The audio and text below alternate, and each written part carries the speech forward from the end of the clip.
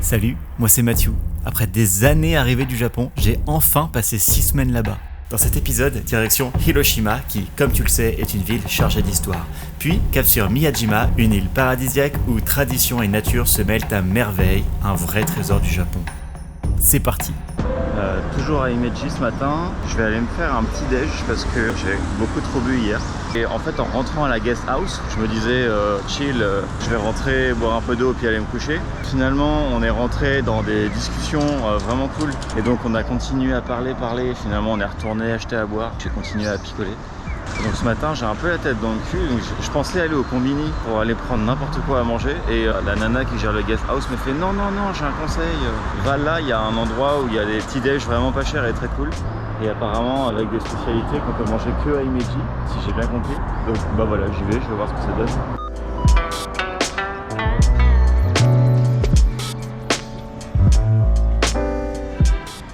Putain la honte. Au début, je partais juste pour aller m'acheter un truc à manger à Lawson, enfin au combini. Donc je suis parti sans rien à part ma carte bancaire. Et donc c'est en partant que la nana qui tient la guest house me dit attends, je te donne une adresse et tout ça. Donc j'y vais parce que j'étais déjà en train de partir, donc j'y vais. Et j'ai oublié que j'avais pas de cash sur moi. Et le nombre de trucs au Japon où tu ne peux pas payer avec ta carte, c'est beaucoup. Et donc là, c'est arrivé. C'est la première fois que je me retrouve au Japon sans mon sac à dos ni de cash. C'est-à-dire que j'ai même pas une pièce en fait. Et donc forcément là la nana me dit que je peux pas payer avec ma carte. Donc je lui ai dit bah je suis désolé, faut que j'aille retirer. Et ça va, elle me fait confiance parce que je lui ai demandé si elle voulait que je laisse mon téléphone en garantie, enfin quelque chose. Elle m'a dit non c'est bon. Donc là je me grouille d'aller récupérer mon sac à dos avec l'argent dedans pour retourner. Jamais sortir sans cash au Japon. Jamais. J'ai ressorti ma chemise Samoué parce que personne ne sait comment ça s'appelle. Mais à chaque fois que je la porte, les Japonais viennent me dire waouh c'est trop cool, est-ce que je peux prendre en photo, où est-ce que tu l'as trouvé et tout ça. Et donc à chaque fois je leur demande comment ils appellent ça. Ils sont jamais d'accord sur comment ça s'appelle. En fait ils savent pas. Donc je pense que c'est une pièce un petit peu spéciale. Genre la nana de la guest house elle a tellement aimé qu'elle a demandé si elle pouvait me prendre en photo et publier sur l'insta de sa guest house. Du coup ce matin j'ai pas mal discuté avec la nana de la guest house. On parlait du fromage français. Elle me dit il y en a plein, me demande c'est quoi mes préférés. Et en fait elle me raconte qu'elle a été en France, elle avait acheté du comté. Et en gros elle me dit j'ai acheté du comté 10 mois mais je l'ai gardé au frigo pendant 8 mois. Donc du coup ça faisait un comté 18 mois. Donc je lui explique que c'est pas comme ça que ça marche. Et en gros elle me racontait que c'était en plein été, elle avait acheté du comté, elle avait laissé dans son sac à dos, genre elle avait beaucoup voyagé avec son comté dans son sac à dos, donc avec la chaleur et tout, et ensuite elle avait mis au congèle. Et en gros je lui ai expliqué que quand tu achètes un fromage, tu le manges dans la semaine, tu le gardes pas des mois et des mois. Et donc en gros elle m'a raconté globalement qu'elle l'avait conservé comme ça et que quand elle l'avait mangé après elle était tombée malade. Je m'étonne, donc c'était trop drôle. Et donc du coup bon, tout ça j'ai pas réussi à le dire en japonais bien évidemment. Donc en fait je prends Google Trad, je parle en français pour que ça ressorte en japonais et je dis un truc genre c'est pas parce que tu achètes un fromage 10 mois et que tu le gardes 8 mois que ça fait un comté 18 mois. Donc je dis ça à mon téléphone et elle est à côté, donc elle m'entend parler français, elle fait mecha kakkoi desu. Alors que je suis juste en train de parler de fromage en français, mais dès que tu parles français devant le japonais, ils trouvent ça trop cool alors que tu racontes des conneries sur le fromage. Voilà, j'ai trouvé ça très très drôle.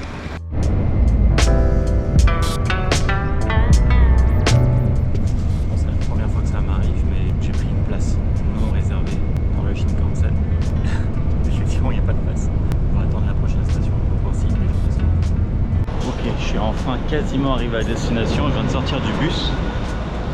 Je sais pas ce qui m'est arrivé, mais arrivé à la gare d'Hiroshima, j'ai eu une giga chute de tension, genre j'arrivais plus à réfléchir, j'étais super fatigué, il y avait des panneaux partout, j'essayais même pas de lire, je pense que j'ai erré 10 minutes dans la gare avant de me reprendre et de me dire bon où est-ce qu'il faut que j'aille. J'ai pas assez dormi cette nuit, enfin j'ai pas bien dormi cette nuit parce que j'ai beaucoup trop bu et donc forcément j'ai pas récupéré cette nuit. Donc là je suis un peu raplapla, donc je vais aller me trouver un truc à manger. J'ai pas mal grignoté ce matin mais il fallait me prendre un vrai repas. De toute façon je peux pas prendre le logement avant 13h, donc il me reste 1 heure à glander. Donc, je vais voir si je peux aller manger quelque part avec ma grosse valise. Tiens bah il y a un curry là. Peut-être ça. Je commande à la borne mon plat, ça me sort un ticket. Je comprends pas, donc je vais voir la nana qui sert. Et c'est genre vraiment à la cantine, genre je suis à peine arrivé, elle avait déjà fini de préparer mon plat. En 15 secondes. On va goûter. J'avais envie de tester un curry au fromage depuis un moment. Ouais, même moi qui ai goûté et aimé le curry au fromage, en revisionnant cette séquence, j'étais sourcils froncés, yeux plissés, nuque reculée et bouche grimace. Ça donne pas envie à la caméra, mais sachez que ça se marie assez bien.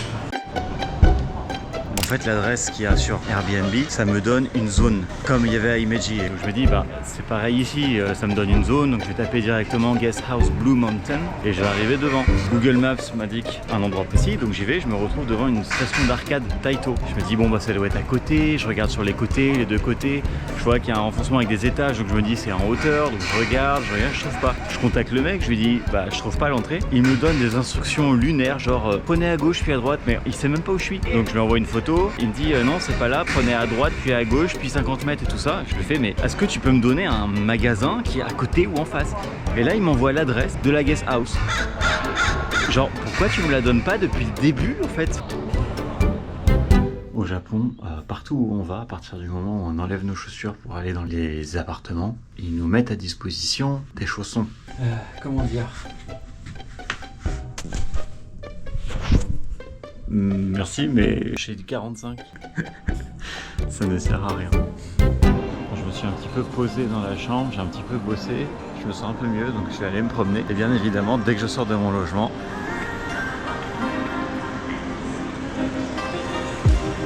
le fameux marché couvert. Je vais aller me promener, je vais essayer de faire un des trucs que j'avais envie de voir à Hiroshima aujourd'hui, puisque là il est juste 15h.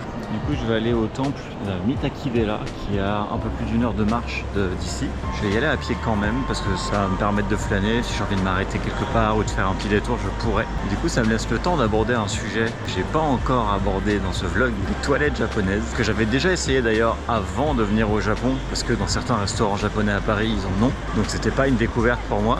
Par contre, dans ce logement-là, c'est pour ça que j'aborde le sujet, il y a parfois des fonctionnalités, elles sont pas toutes pareilles, donc il n'y a pas tout le temps les mêmes fonctions. Il y a la fonction bruit de la nature pour masquer les autres bruits. Il y a la fonction cuvette chauffante, musique, donc il y a le jet, que tu peux régler la force, tu peux régler l'orientation du jet. Et là, aujourd'hui, sur les chiottes qu'il y a dans mon logement aujourd'hui, il y a la fonction massage.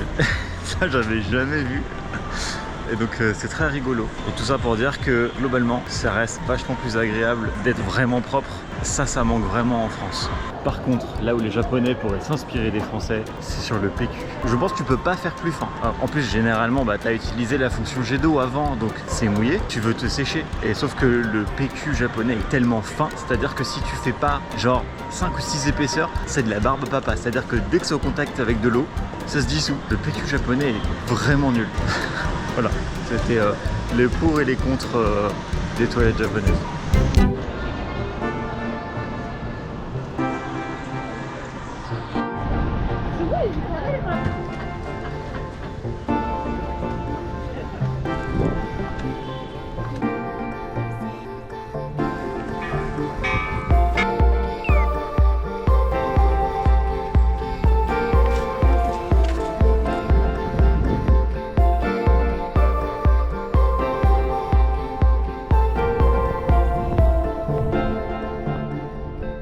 d'Hiroshima, il y a beaucoup de passages au-dessus de l'eau avec des ponts. Ça me rappelle un petit peu Amsterdam et c'est d'ailleurs une des raisons pour laquelle je trouve qu'Amsterdam c'est une très jolie ville, c'est parce qu'il y a autant d'eau. Hiroshima m'y fait penser, d'une manière différente bien sûr, quoique il y a beaucoup de vélos aussi. Ce qui fait 2 points communs. Pour l'instant j'aime beaucoup cette ville, je la trouve très jolie, en plus il fait beau.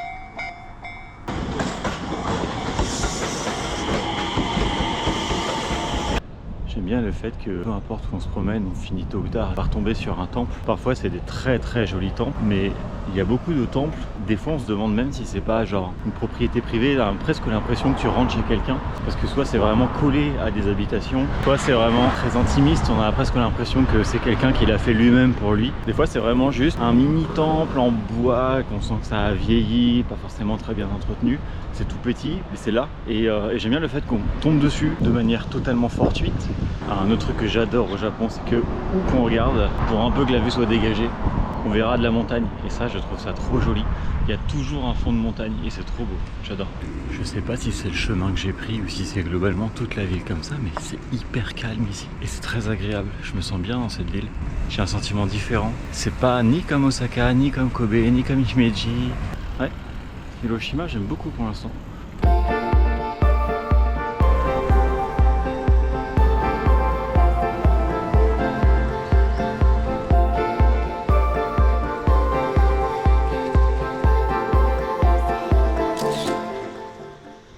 Évidemment, j'attends le dernier moment, c'est-à-dire j'arrive dans 5 minutes pour me demander s'il n'y a pas un horaire, parce que tout ferme tôt au Japon. Ça ferme dans 5 minutes. Parce que je suis venu à pied, je voulais visiter en même temps, donc j'ai mis 1 heure, 1h30 pour venir. C'est tout moi ça. Bref, au moins j'ai vu Hiroshima, une belle partie, c'est pas perdu.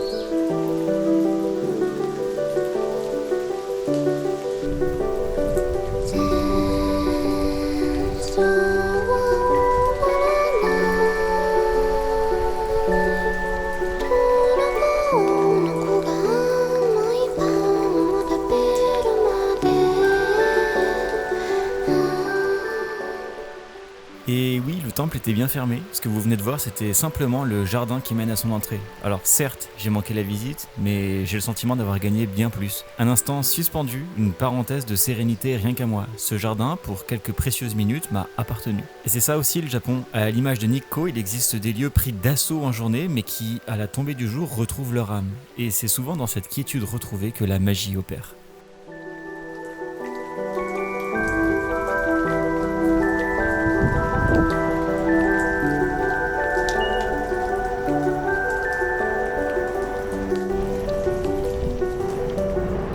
Il est 18h pile et il fait toujours pas de nuit noire. Par rapport à Nikko par exemple, où là j'étais bien plus dans l'est. Hiroshima, je suis quand même vachement plus dans l'ouest. Je pense qu'il y a quelques minutes d'écart avec le coucher de soleil.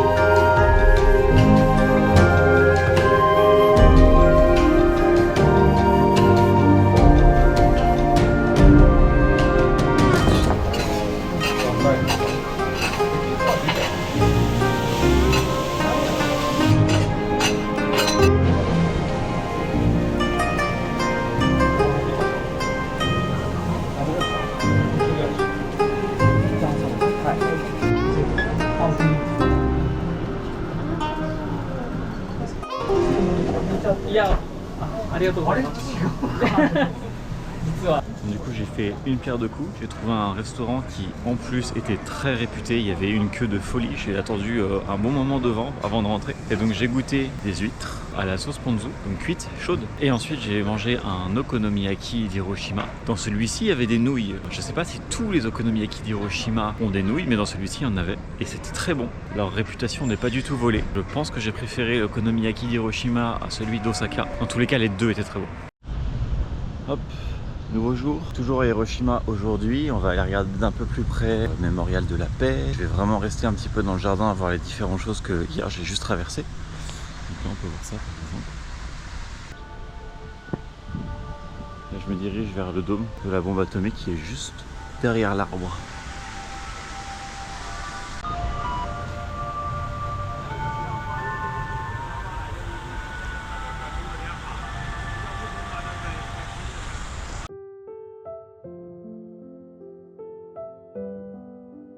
J'ai assez peu filmé aujourd'hui et assez peu parlé, mais il fallait que je vous raconte cette visite. J'ai découvert le musée et le parc du mémorial de la paix d'Hiroshima, deux lieux intimement liés où chaque monument raconte une histoire.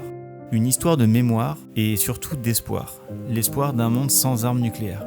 Parmi ces symboles, il y a sûrement le plus connu, le dôme de Genbaku, aussi appelé dôme de la bombe A, et il se tient là, figé dans le temps, témoin des ravages. La bombe Little Boy a explosé tout près de lui à 600 mètres au-dessus du sol. Une onde de destruction si puissante que la ville entière a été quasiment rasée, mais le dôme presque sous l'impact a tenu. Il en reste donc cette carcasse de métal et de pierre qui aujourd'hui est classée au patrimoine mondial de l'UNESCO. Un vestige et aussi un avertissement. J'ai pas filmé l'intérieur du musée. C'était important pour moi de vivre ce moment pleinement et sans filtre. Comme celui de Nagasaki que je découvrirai plus tard, ce musée suit une chronologie implacable. L'avant, le pendant, l'immédiatement après, puis les séquelles sur le long terme. Mais ici à Hiroshima, l'émotion m'a frappé plus fort. En arrivant dans la salle du juste après, un panneau prévient « Âme sensible, abstenez-vous ». Et on comprend vite pourquoi. La pièce paraît petite au premier regard, mais en fait elle serpente, encore et encore. Et chaque détour dévoile de nouvelles horreurs. Chaque pas en amène un autre, toujours plus lourd. Des photos déchirantes, des vêtements brûlés, des objets déformés par la chaleur et la radiation, des souvenirs, des effets personnels qui ont été offerts par les familles des victimes pour témoigner. On voit des visages, on entend des voix, on lit des mots. Ce couloir n'en finit jamais. Il nous confronte, il nous interpelle. Quand je suis ressorti du musée, j'ai eu besoin de m'asseoir. Là, sur un banc dans le parc, le ciel était bleu, des oiseaux chantaient, et à cet instant, j'ai ressenti une paix si simple, si précieuse. Au parc du mémorial de la paix. Et c'est là qu'on comprend. Qu'on savoure la paix.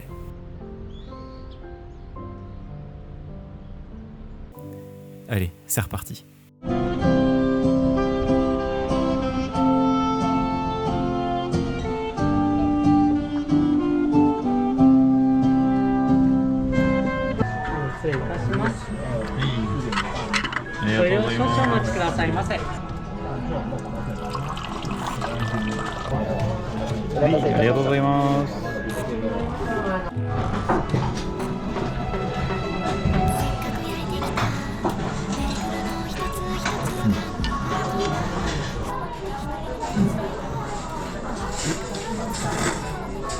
Si vous regardez mes vlogs depuis le début, vous m'avez déjà vu, mais surtout entendu manger pas mal de ramen assez bruyamment. Sachez que c'est exactement comme ça qu'il convient de manger des ramen. Cette pratique a même un nom, le zulu zulu, et au-delà de refroidir les nouilles qui baignent dans un bouillon qui est très chaud, ça permet aussi de faire abonder la salive qui trie et isole les saveurs. Autrement dit, affranchissez-vous des barrières culturelles si vous pensez que manger bruyamment est mal poli. Au Japon, non seulement c'est la norme pour les ramen, mais surtout si vous ne le faites pas, c'est moins bon. Alors, convaincu ?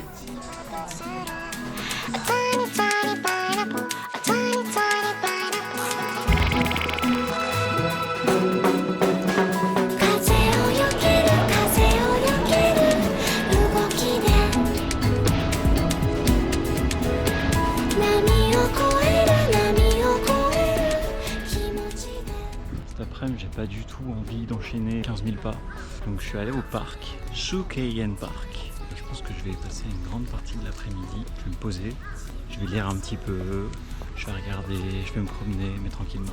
Il y a des très beaux endroits à voir.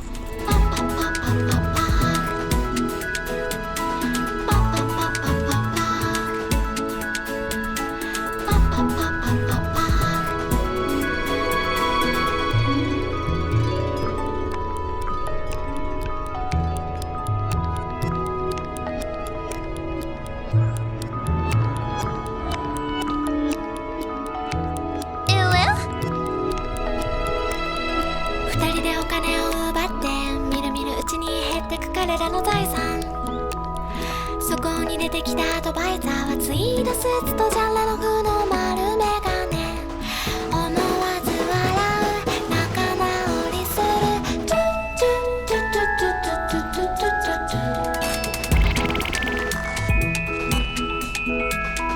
かわいいベレブベレブトレードマークはベレブ銃撃戦が始まったパパパパパパパパパパパパ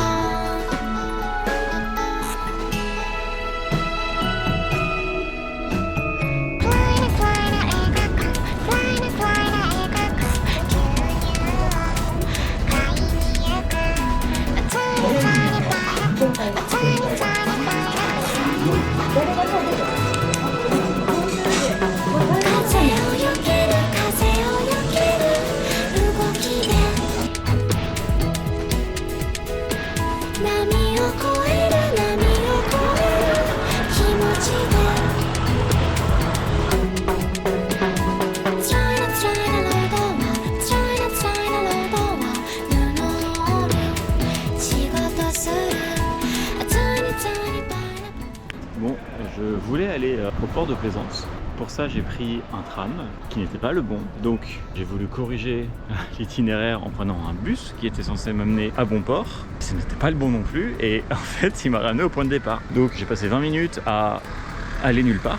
Et donc, à la place, j'ai trouvé un okonomiyaki qui était très bon, que vous avez vu. Je suis content car j'ai réussi à dire en japonais que je préférais les okonomiyaki d'Hiroshima plutôt que ceux d'Osaka parce que dans ceux d'Osaka il n'y avait pas de nouilles et que je préfère avec. Je m'étonne d'avoir réussi à dire ça, donc je suis content. 3, 2, 1. Pas foutu d'attraper une peluche, par contre les paquets de gâteaux, t'inquiète que je les ai.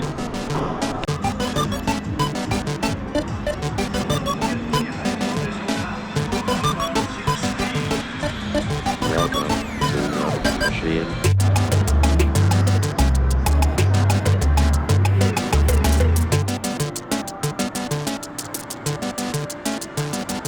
System shut down.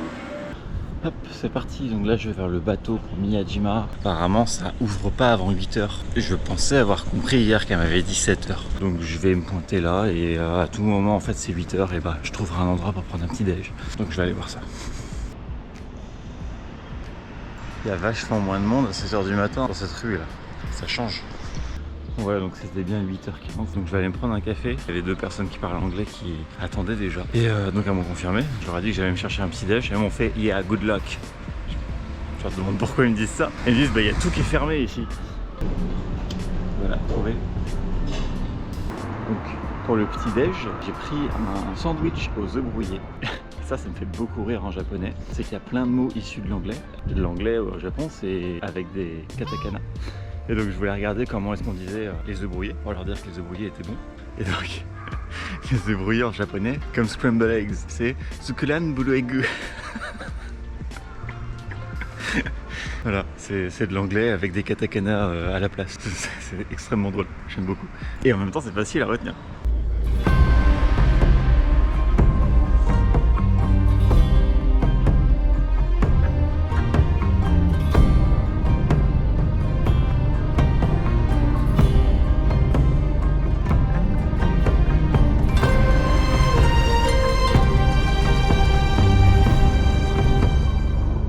Arrivé à Miyajima et il fait beau. On va aller se promener.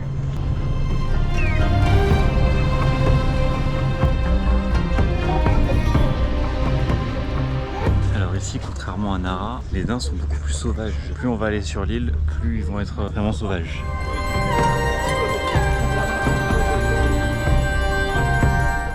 Alors petit point sur les daims, si vous avez vu mon épisode 6 à Nara, je parle de cerfs relativement dociles qui font la révérence pour recevoir à manger. Ceux de Miyajima ont un comportement très différent alors qu'ils sont bien de la même espèce et ils sont plus vifs, voire parfois un brin agressif. La grande différence c'est qu'à Nara, ces animaux ont longtemps été considérés comme des messagers divins, donc nourris par les habitants et les visiteurs, ce qui a favorisé leur docilité.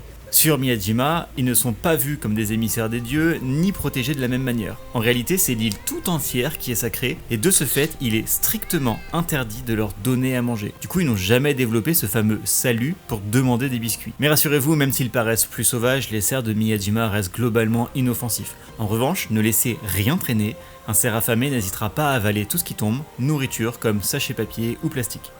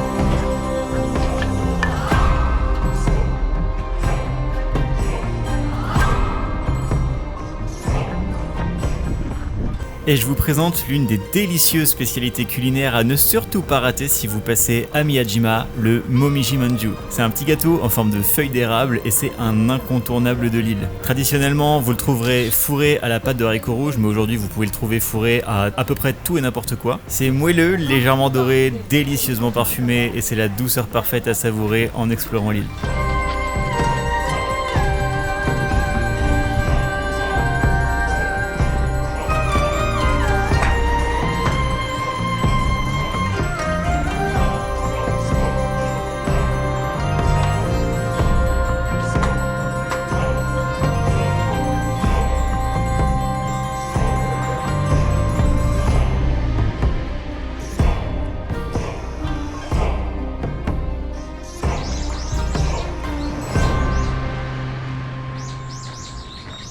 Bon, effectivement, c'est très touristique ici. J'ai voulu aller au funiculaire pour aller en haut de l'île. Tu peux pas juste venir et acheter un ticket. Tu dois réserver un horaire sur le site et ensuite acheter un ticket. Donc du coup, vu que je suis arrivé suffisamment assez tôt, j'ai pu réserver un ticket de montée pour midi. Et heureusement que je suis arrivé assez tôt parce que je pense que les gens ont commencé à réserver juste là aujourd'hui. Personne ne savait quasiment. Donc tout le monde est en train de réserver vite. Si jamais vous venez à Miyajima et que vous voulez prendre le funiculaire, et je pense que c'est le cas, qu'on doit réserver une place avant.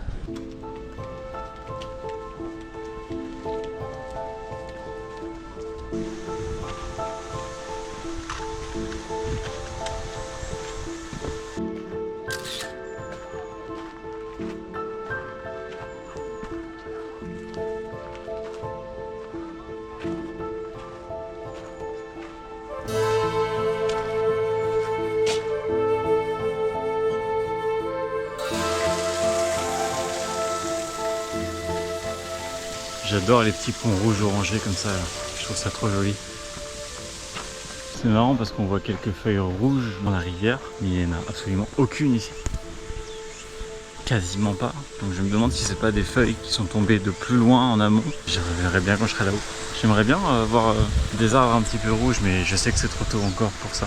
Du coup, vu que j'ai un petit peu de temps avant de prendre le funiculaire, je me suis prêt à manger, vu que je pense pas trouver à manger là-haut. Attention.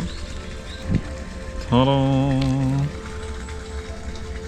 De l'anguille grillée. J'adore ça, c'est trop bon. Tadakimasu.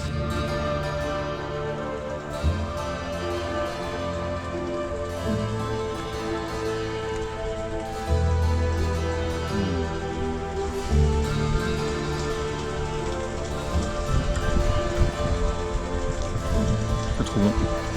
J'adore ça.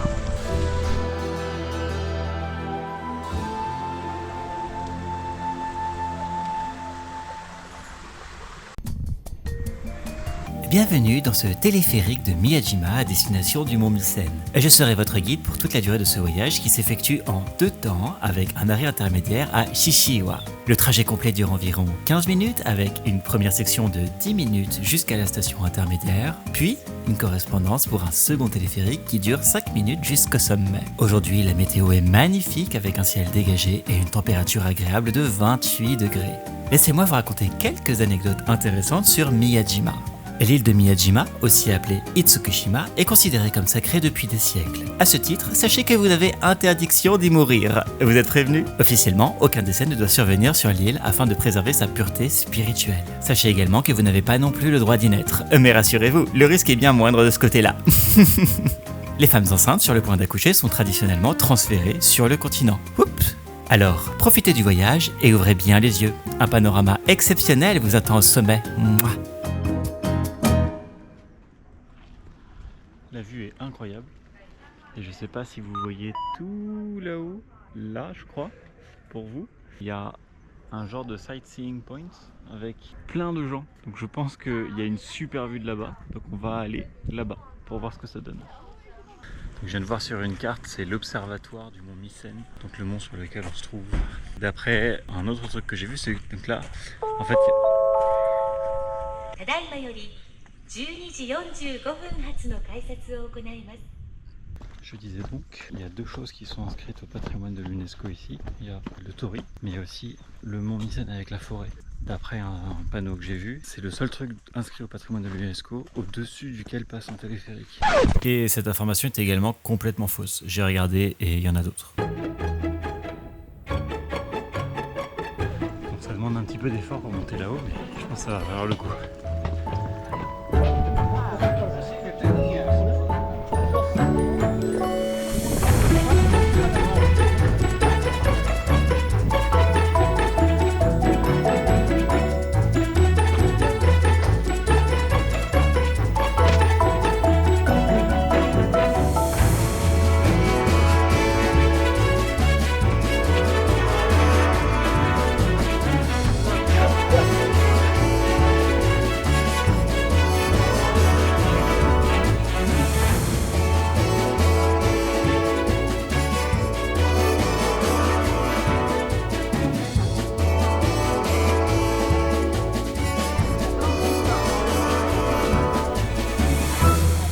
J'adore la pâte de haricots rouges.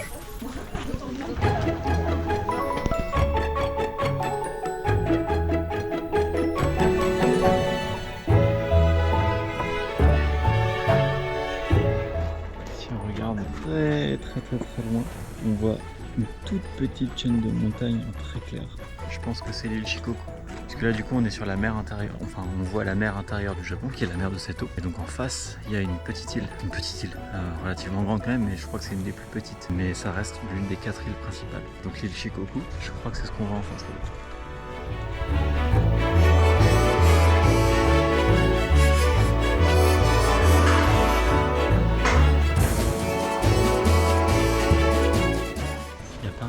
Comme ça dans les temples où il n'y a pas de vendeur, il y a les articles que tu peux prendre directement, il y a les prix affichés et c'est totalement basé sur la confiance. Tu mets les pièces dans le petit truc et tu prends ton objet.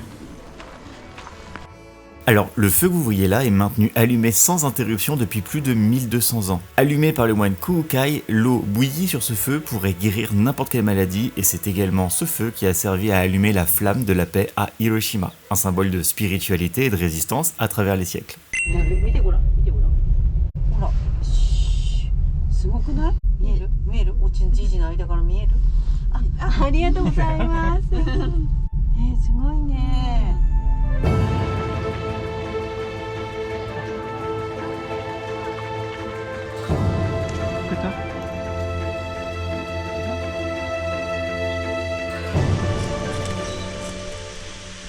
J'ai rien pour vous? Oh, désolé.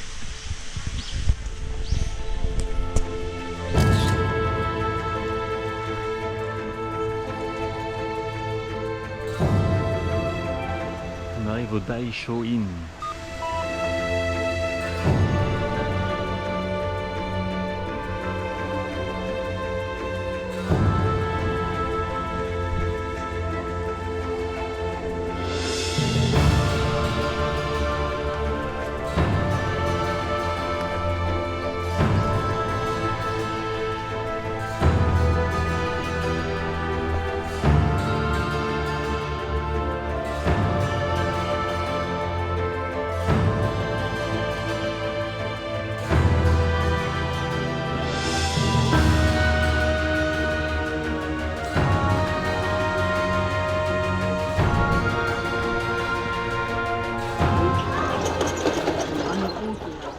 Depuis que je suis au Japon, c'est la première fois que je vois un kappa. Alors c'est pas la première fois que je parle de yokai dans mon vlog et j'ai jamais vraiment pris le temps de définir ce que c'est. En fait les yokai ce sont des esprits et des créatures du folklore japonais. Il en existe des centaines, des plus farceurs aux plus effrayants et je suis complètement passionné par cet univers. J'ai un tas de bouquins sur le sujet. Puisqu'on parlait du kappa qui est l'un des plus connus, il est censé être responsable des disparitions mystérieuses près des rivières. Ce démon aquatique attire les imprudents dans l'eau mais il peut aussi devenir ton allié si tu le respectes. Les yokai reflètent l'imaginaire japonais expliquant l'inexplicable et donnant vie aux mystères du quotidien, des plus extrêmes à ceux qui dévorent les âmes, aux plus inoffensifs comme ceux qui se contentent de retourner votre oreiller pendant que vous dormez. C'est un yokai qui a la tête creuse avec de l'eau dedans. Je l'aime bien celui-là.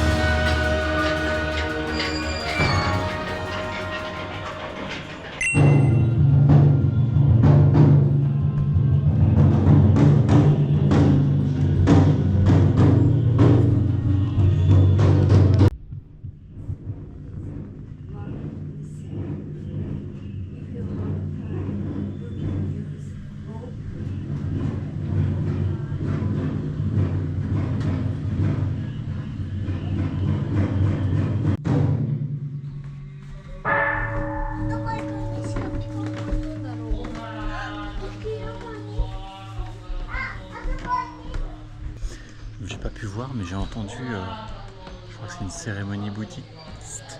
C'est cool, c'est des chants et du rythme. C'est cool à entendre, j'aurais été curieux de voir, mais il n'y a pas le droit.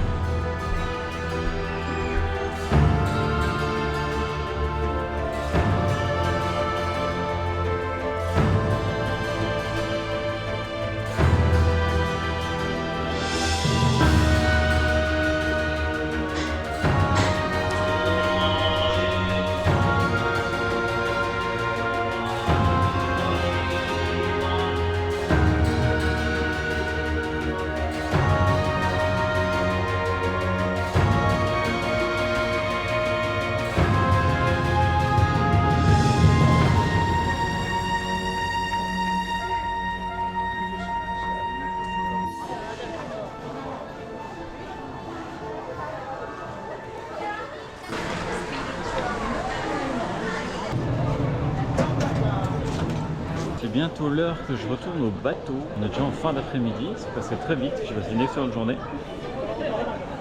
Donc je vais tranquillement me diriger vers le bateau.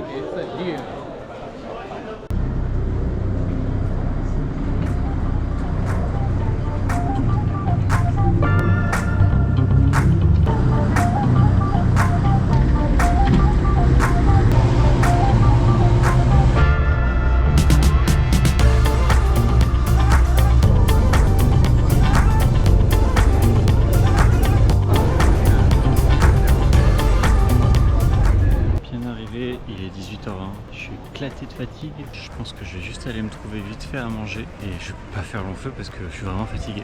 Donc voilà, demain on part pour Fukuoka, ce sera le Shinkansen, il y en a pour 1h30. Donc voilà, j'aurai le prendre tranquillou. Parce que ce que je t'ai pas dit, c'est que pas merci, pas au revoir, le mec me plante là pour aller aux chiottes. Oh Mère Sandrine, je te rappelle, c'est à moi. Abonne-toi si la vidéo t'a plu. Oui, c'est encore moi. Je suis venu te dire que le monsieur a encore de magnifiques destinations à te montrer. Mais il en a déjà montré beaucoup. Tu peux retrouver les 8 épisodes précédents sur sa chaîne YouTube. Va vite y jeter un œil. Si tu aimes ces vidéos, laisse un like et partage à tes amis. Et si tu as une question, pose-la en commentaire. Il prend le temps d'y répondre. Oh, et si tu veux juste lui dire que tu aimes ces vidéos, n'hésite surtout pas, ça lui fait vraiment plaisir. Il m'en parle sans arrêt. Oh là là, quel métier sérieux. Ne loupe pas la prochaine vidéo, il part à Fukuoka, il a encore un tas de choses à te raconter. Oh, c'est déjà cette heure-là? Allez, moi je me casse, c'est fin de journée, je suis plus payé. Non mais ça va pas la tête.